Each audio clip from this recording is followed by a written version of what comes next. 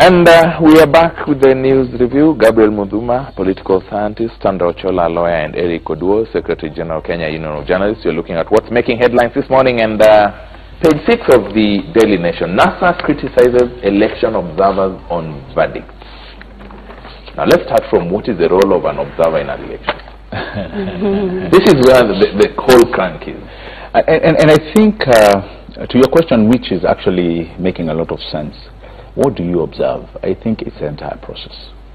And if we are going to use the narrative that we were told, me and you are not there. So actually these observers had more information than me and you did. And sometimes they are the best people to listen to.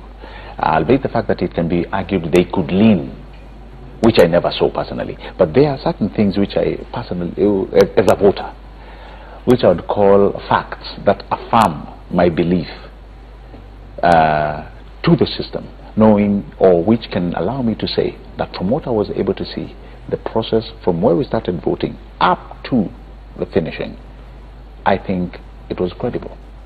And the reason why I'm saying this is because I never had anybody, unlike in the past, people saying that there were ballot stuffing. That did not happen. I never had anyone saying in this election people voted more than once. The system did not allow.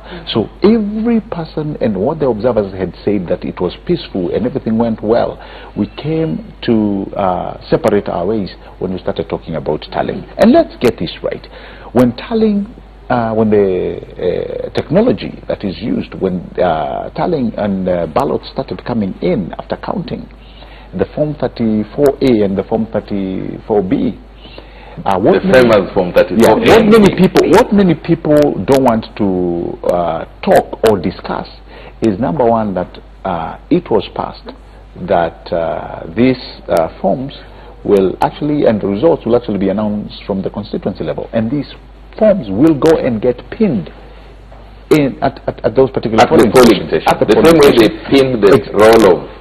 Exactly. So that was done. So we came in to question the numbers that were being tallied. And there's one thing that was not done.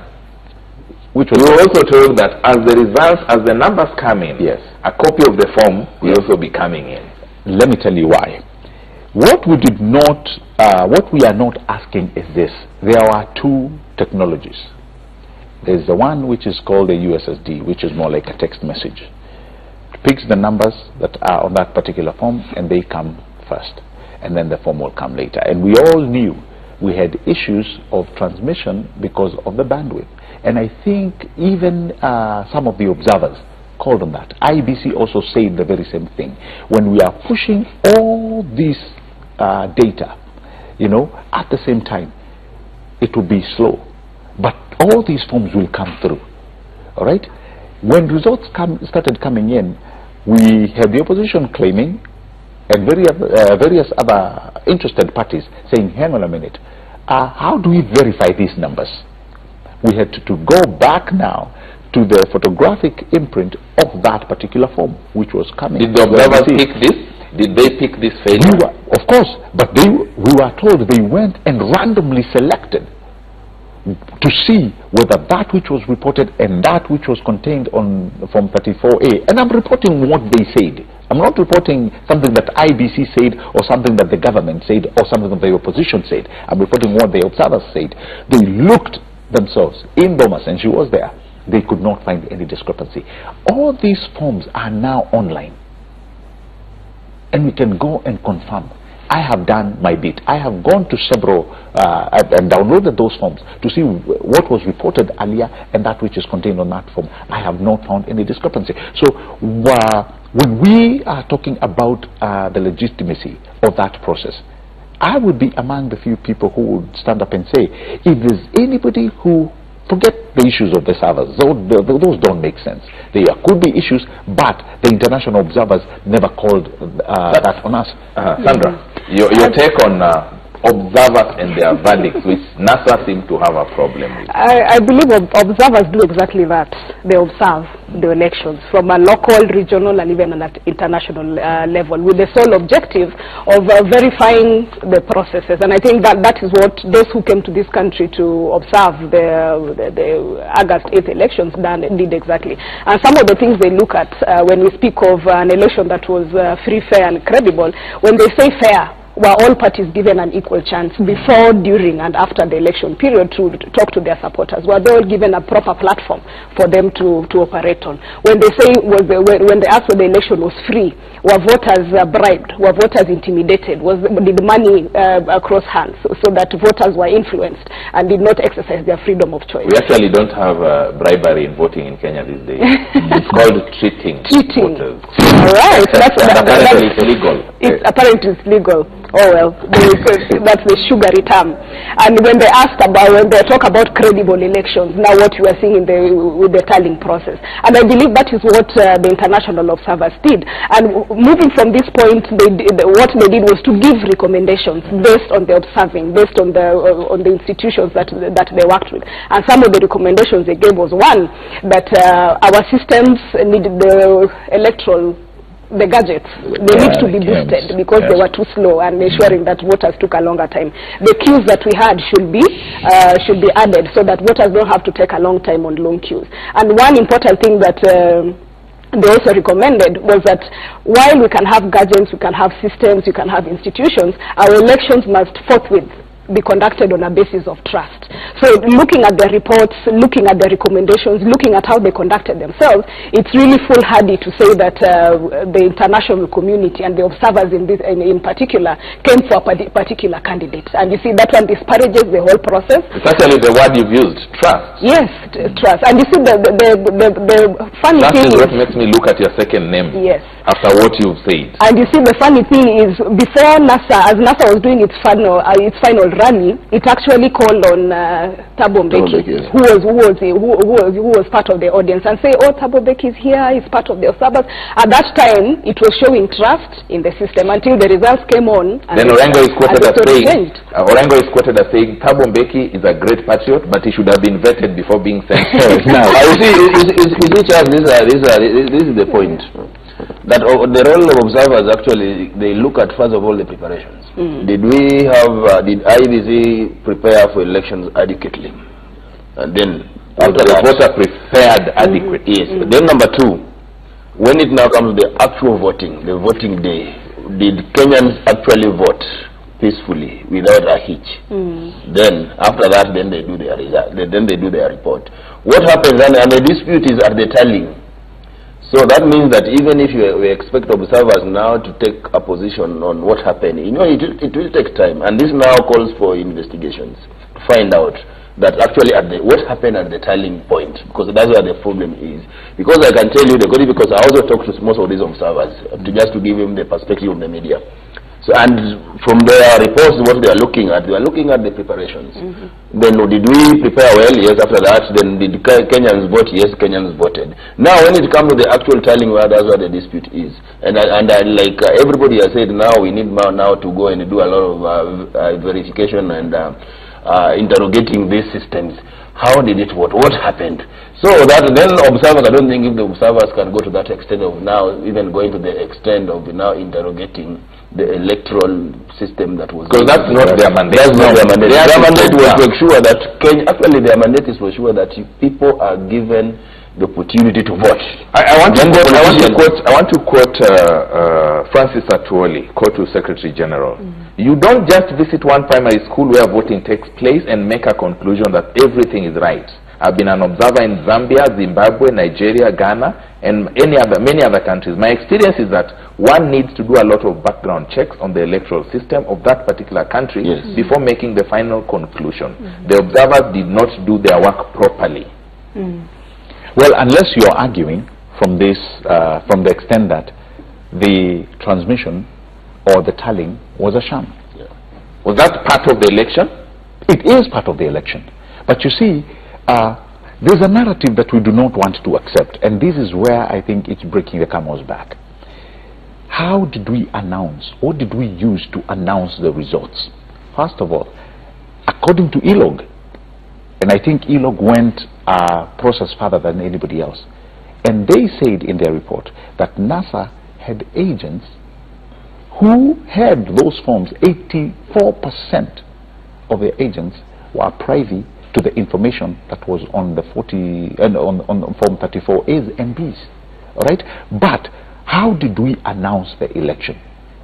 It is not through the technology. It was only, the technology was used for efficiency as a transmission tool. But there was a time we had to wait for all those forms to be transmitted. Yes.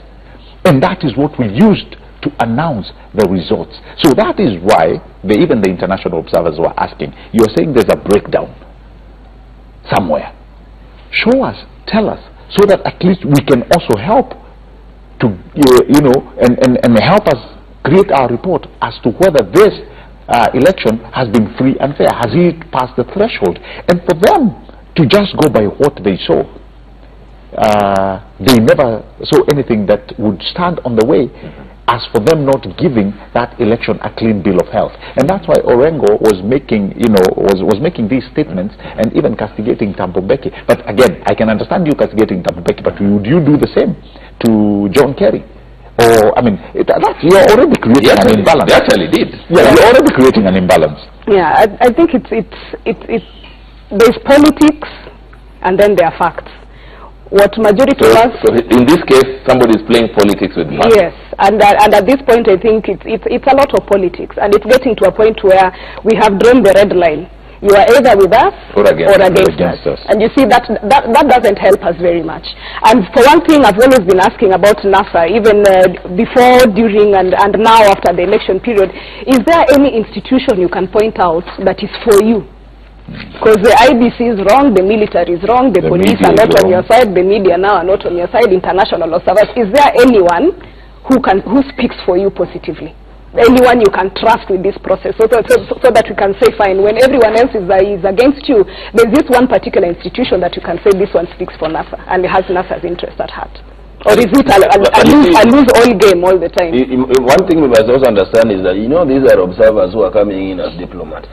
Again, they don't want to raffle. Yeah, again, they don't want to go in too much into your internal politics than what their role is. Their role is to ensure that and that's why even you saw Thabo Mbeki attending two rallies, Jubilee and NASA rallies, so that he can see for himself if political parties and politicians and candidates were given adequate space to do the campaign. And actually we agree that people didn't have enough time and free to campaign everywhere in this country. Then IBC, did you prepare well for the elections? Were there ballot papers? Were polling stations opened on time as required? Then did Kenyans turn out and vote? Which is true, Kenyans actually turned out in large numbers and voted. Now what happens after voting? That's where the dispute is, and that we all want to draw in the observers now even to look at, because I think one of the demands from NASA was that IBC even allows the observers to access their servers. And some of these are for security reasons. You wouldn't just be allowing people now to just be accessing your system for the sake of it. And again, who do you allow? And these are now foreigners, again, whom now you want now even to access into, to get into your database, you see. So those are some of the delicate balancing acts that the NASA and the observers found themselves in, where you want these guys now even to go and say, come to your house, then I'm not satisfied, then I know, but Charlie, I must go into your bedroom and see what is there, you see. And that's basically that was NASA was telling observers, well, IBC that, okay, fine, we've done all these things, but now we need to go inside your bedroom, under the bed, and also maybe remove the mattress and see what is behind, you see. So those are that's a very pertinent question. Who is for NASA? NASA has supporters, and that is why you can see the... institutionally. No, you see, NASA, they have always said that in this information they get it from these organizations. So I believe that even from... So there are individuals inside the institution that are supporting... But institutionally? Yes, institutionally, IBC, press, It is a fact that NASA actually has bashed almost every institution. And you see, and there's nothing wrong with that. If I don't agree with you, absolutely if I don't agree with you, I tell you, yes, Charlie, I don't agree with you. And there is no reason why I should agree with you. So NASA actually, there is a lot of issues. What I was saying that now, what we need to do as the media, we still have a chance to interrogate some of the things and some of the claims that NASA has been making. So it goes back to so for the media, we still have and perhaps if I could add on that, it's the net effect of such disparaging of institutions. At the end of it all this work that we have done with the IBC, all this work that we have done with the police, the military, it all comes back to a sentence or two in terms of whether I approve of your support or not. And this zero-sum way in which we are approaching things will be our detriment. We need to learn to give credit where credit is due, regardless of which side where you are. So the benefit of the nation and future generations. And I agree. You see, my good friend has alluded to, we'll come back to the media. What narrative will they push? They have very critical part to play in the development of our democracy. You question, and you know that's what makes a media look reputable. You know, the people you send out there, you question. For instance, I thought this was one of the few elections that you could have called out and actually sit down with what I would call facts. If you're talking about a transmission that you're saying or claiming is adding digits or adding numbers, forget it. That was just an area of transmission. Let us get the forms that your agent signed, which are now on a portal. You can go on and see all those forms. Your agent should. Okay, the next role for media now is to get us all the 290 of course, there you go. Exactly. And print them or put them on the screen. Yeah, and it's not and put this issue to rest. And it's not a hard job. It's saying this is what was signed in a constituency in Nyamira. This is what was signed in Mathare constituency. And the agent who signed up, and the agent Gabriel Muduma, Sandra Ochola, Eric Oduor. Exactly. And by the way, when you say 84% of those agents are actually in receipt of those forms, and they have actually signed and okayed and passed as correct, then you must show where the discrepancy is. I thought this was why then would it be so hard for IEBC to put this issue to rest? They have all the forms. You see, when they were not able to transmit because of lack of 3G and 4G networks in certain areas, they put up an advert. Yes. In the daily. Yes. Why can't they put up an advert with all the Form 34Bs? They've done that now. All those forms are public domain. Not everybody can get to the online platform. Right. Just now, that's the immediate report. What the media is supposed to go there and ask for questions, ask for this information, then the media does the stories and now give the public that, okay, as the media, we've gone as far as talking to IEBC, here are the forms, were these forms signed? Because again, there was a claim. If Sandra was Charles's agent, get Sandra and ask her, did you really sign this? Yes. Is this your signature? Yeah. But Charles, with this era of smartphones, some of these things are very simple, because I guess that this is actually even a tallying center. We can even have our own tallying center here. So long as we have a WhatsApp. Yes. We just from a WhatsApp and then a group here, and all our agents in 290 constituency, they take the photo of that form, then put it there on the WhatsApp group, then you see. These things are very simple. It's only that we are making it to look like today we send a document. Exactly. So this is very simple. You know that you're a lawyer, they're technical. Scan just your ID. Yeah, you take a WhatsApp, and then you can The gentleman can't allow you. I mean, I was going to say that one of the institutions that now is lacking in this discussion, and a majority of those, majority of us are avoiding it for political convenience, is the judiciary, is the courts, because the IEBC has done its job, which is to collect, and declare a winner. That is where its mandate ends. So if there are any discrepancies on the results, the next thing to do is you collect your evidence one after the other. You say in Homa Bay County, for instance, they said I have 50, but then I have evidence that says it is 150. Actually, this form they are putting here was not signed by my agent. Yes, and then when you take your evidence and you head to court, but then because politics is taking over processes, we are giving a blind eye to our institutions, we are giving a blind eye to the Constitution, and preferring instead to use alternative means to our own detriment. Quite unfortunate that because we can't be able to resolve such a small thing, people are living in anxiety virtually everywhere in the country. But as we wind up, let's look at August 29. This is the most probable date for the swearing in of the new president and the new deputy president. And thereafter, should there be any court intervention, we'll be looking at the formation of the next government. The previous government was formed by TNA and URP. This one will be formed by Jubilee. What are we looking at? Well, even the other previous government. Bring in the president's acceptance speech, president-elect's acceptance speech. That I am embracing everybody. You know, there have been complaints that this government, the biggest undoing, it does not represent the face of the country. I don't want to hold brief for government. No, we are talking. Yeah, I know. But you know, everything that the government says in the public domain. I was just going around, you know, their CSs, because that is what many people perceive as inclusive. Yes. Which CS will get this? Which CS will get the cabinet. The cabinet. Do you know there's no 2 CSs in Jubilee or in Uhuru's administration that come from one county?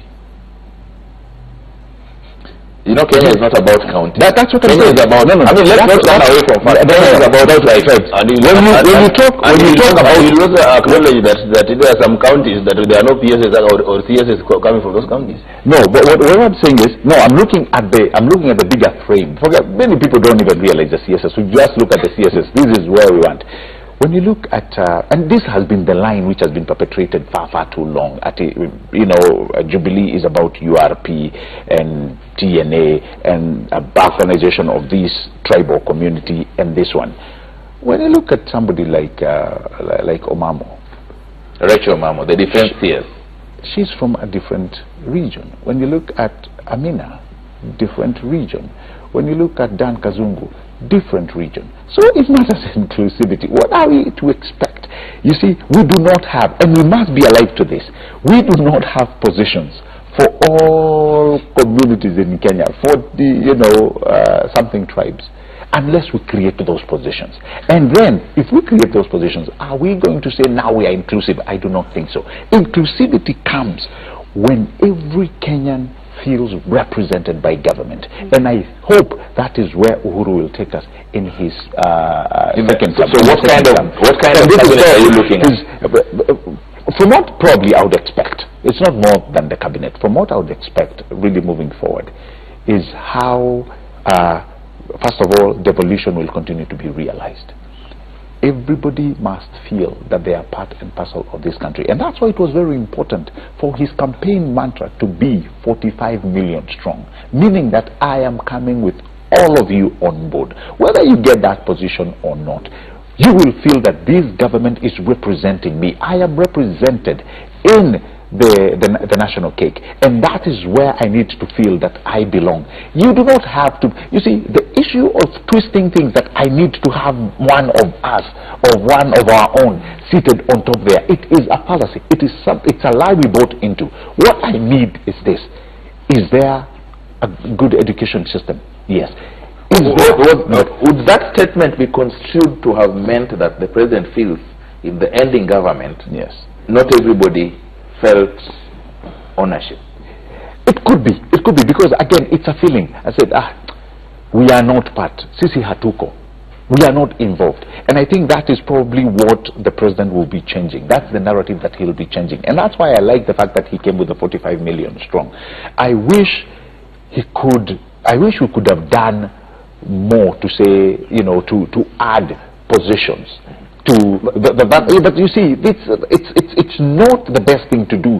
So we are creating so many positions so that we can feel included. No, the inclusivity should be part of what we are getting as citizens, the feeling in itself. If I go to a hospital, are there drugs? Very good statement.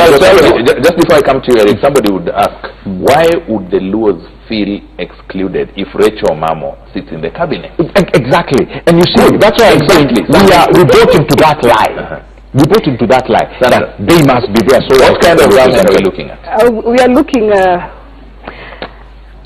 I'll focus on his acceptance speech. We are looking at an inclusive government, and one thing I liked about... I open my arms. Yes, I open my arms. We will embrace everybody. Yes, we are extending an olive branch, and one thing I liked about his speech was the fact that he talked about his legacy, saying that he wants to, the next 5 years, he wants to do more for Kenyans. He wants to deliver much more, and I believe ensuring that we deal with these underlying issues that keep on dividing us, be it in appointments, be it in employment, be it in seeking opportunities. Those are some of the things that moving forward then we need to address. But then one thing I'm always curious about is perhaps I could go an extent further and call it hypocrisy amongst us, where at the national level we want to see that in inclusivity, but then within my county I am very comfortable if the county members are from my community or from my clan only, so that I'm demanding something that me myself I demand a share up here, down here. There's no space. Is this person from my community? Is this person from so a lot of hypocrisy and a lot of issues that we need to deal with if indeed we want to get to where we want to get to. Eric, what kind of government are we looking at? Actually, the next government is going to be a very interesting one. Number one, here we have a president who wants to build and leave a legacy. So from the day one, the look of how this cabinet is going to look like, actually is going to tell us it all how we are going to see Uhuru in the next 5 years. Because he has to now to work on his legacy from now for the next 5 years. Then, but on the other side, we are also seeing a situation where we also have a deputy president who also wants to have his authority in the government, also want to run the show, also want to fix and put his people in key institutions and in key areas who will be instrumental when elections come.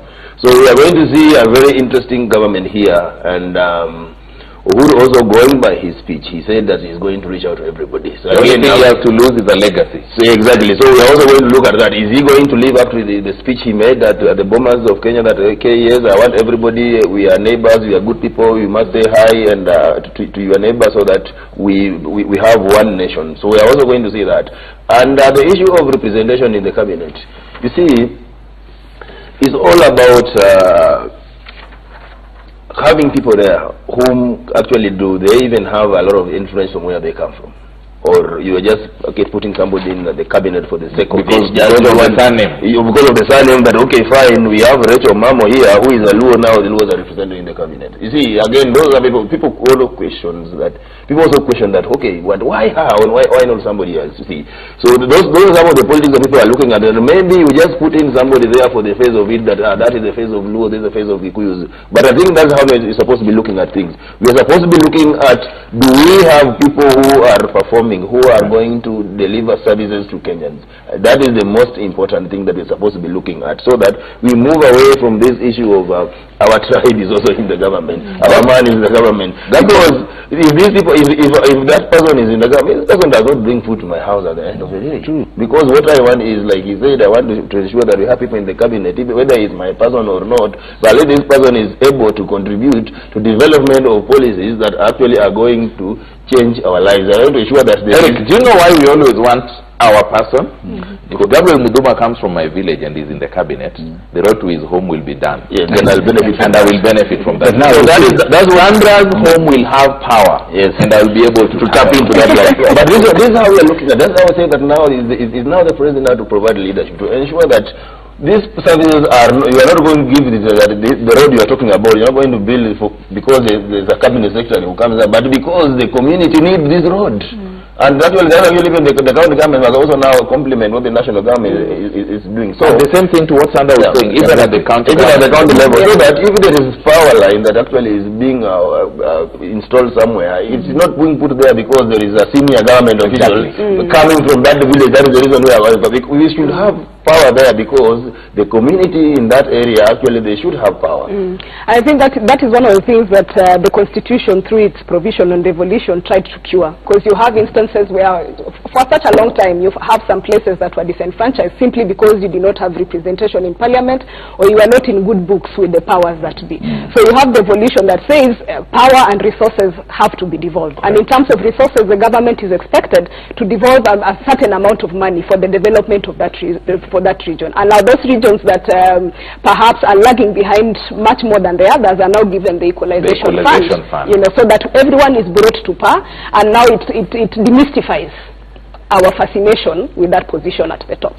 Gabriel, during the campaigns, even as you give your take on this, during the campaigns, one phrase was very common. Tunawasihi jiunge na sisi muwe ndani ya serikali. Does it mean, so if you didn't go Jubilee, uko nje ya serikali, and your fate is, the die is cast? You see, now that's where you divorce, and I know it's very hard to do.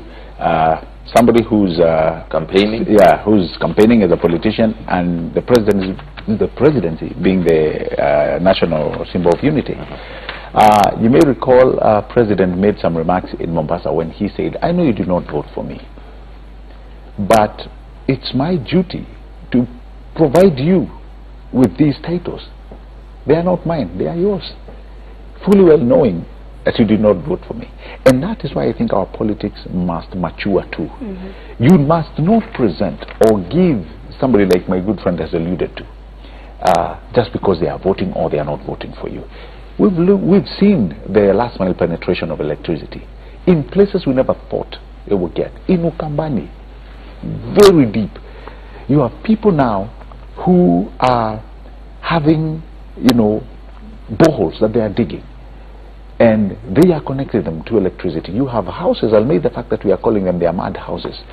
But we have regions in this country where shanties and mud houses have electricity, but mansionettes in another region don't have electricity. And you see, that is why I'm saying we need to move in tandem with what the 21st century expects, the expectations of the 21st century. And they should not be curtailed by the very fact that you chose a leader or not. And Sandra has put it, because you all say it, Sandra has put it that this is the work of devolution. The fact that we used to say my person should be in government so that this road may be paved. No, you have now the representation at the local level. Mashinani, your MCA, they must take that noble idea and that noble representation to the county government, and they say, you know what, we have people in this community that deserve that particular. Thank you. Sandra, your final comment.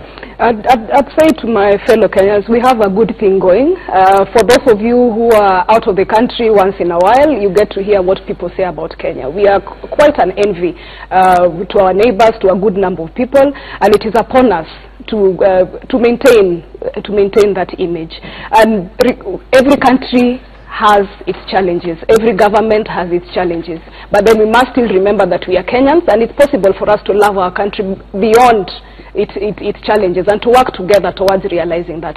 My heart goes out to the families and the young people who've faced a lot of hurt over the past few days, and it is my hope that on one end we'll have peace, that we'll move on with our lives, and on the other end we'll get justice for those whose lives have been lost and those who've been hurt through the process.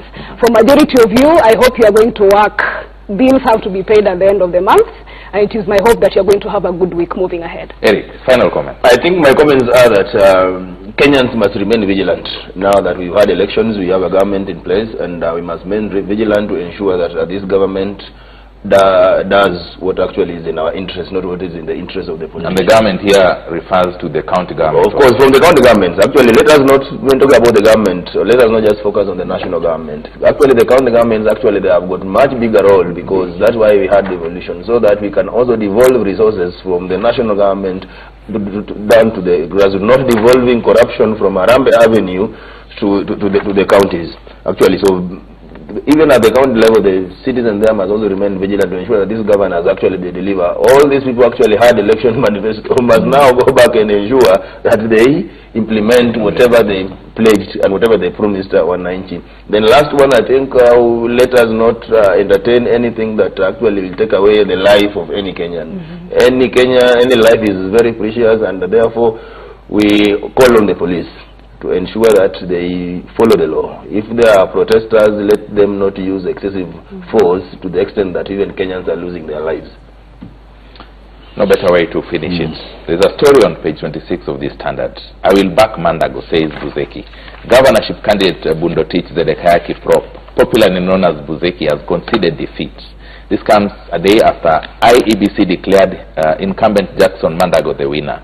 Now, Buzeki was speaking in Ainabkoi in his home, where he said, "It is an experience that has made me a better man. We had a very passionate and aggressive campaign, and though the climax may not have gone well, we will live to fight another day." My name is Charles Odhiambo. My panelists this morning, Gabriel Muthuma, Sandra Ochola, and Eric Oduor. Thank you very much. Let's do this again some other time.